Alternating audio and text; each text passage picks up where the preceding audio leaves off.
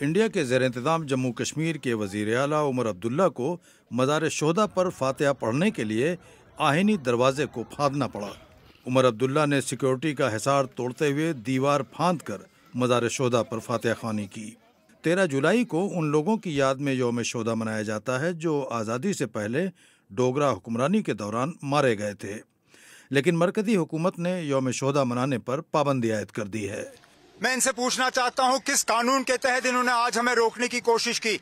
اگر رکاوٹ تھی تو کل کے لیے تھی، کہنے کے لیے تو یہ کہتے ہیں یہ آزاد ملک ہے، لیکن بیچ بیچ میں یہ لوگ سمجھتے ہیں ہم ان کے غلام ہیں۔ ہم کسی کے غلام نہیں ہیں۔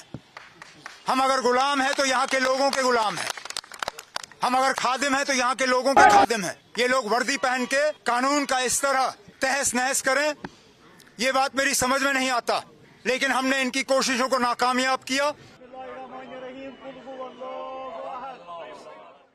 13 جولائی کو عمر عبداللہ سمیت کئی رہنماؤں کو نظر بند کر دیا گیا تھا۔ عمر عبداللہ نے مرکز کے فیصلے کی مخالفت کرتے ہوئے کہا ہے کہ مزار شہداء پر فاتحہ کبھی بھی پڑھا جا سکتا ہے۔ چلیے 13 جولائی نہ صحیح، 12 جولائی، 14 جولائی، 15 جولائی، دسمبر، جنوری، فروری، کب تک روکیں گے؟ ہماری جب مرضی ہوگی ہم یہاں آئیں گے اور ان شہیدوں کو ہم یاد کریں گے۔